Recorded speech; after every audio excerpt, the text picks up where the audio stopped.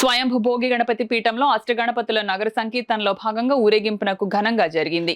103వ శ్రీవారి జపయజ్ఞ పారాయణ కార్యక్రమం భక్తి శ్రద్ధలతో ఆరాధకులు పూజలు చేశారు. కలియుగ దైవం శ్రీ వెంకటేశ్వర స్వామి వారి వ్రత నిర్వహణ వలన ప్రారబ్ధ జన్మతః ఏర్పడిన కర్మలు వైదొలిగి సత్కర్మలు నిర్వహించే భోగ భాగ్యం కలుగుతుందని కాకినాడ స్వయంభూ భోగి గణపతి పీఠం పేర్కొంది.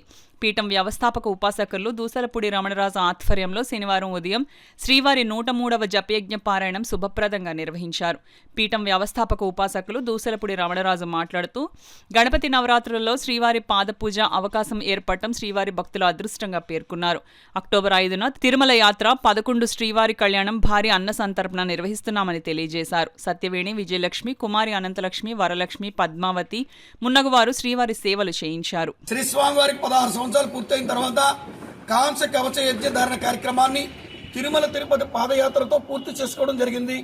ఆ కృతజ్ఞత భావంతో ఈ కలియుగ ఆది స్వయంభూ శ్రీ వెంకటేశ్వర స్వామి వారికి 108 వారాల పాటు జపయజ్ఞ పారాయణగా పాద పూజా కార్యక్రమాలు పూర్తి చేసుకున్నటువంటి క్రమంలో ఇప్పుడు 43వ గణపతి నవరాత్రుల్లో ఈ 4వ రోజున ఉదయం వేళ పూజా కార్యక్రమంలో ఆ యొక్క కార్యక్రమాన్ని పూర్తి చేసుకునేటువంటి సువర్ణ అవకాశం లభించింది.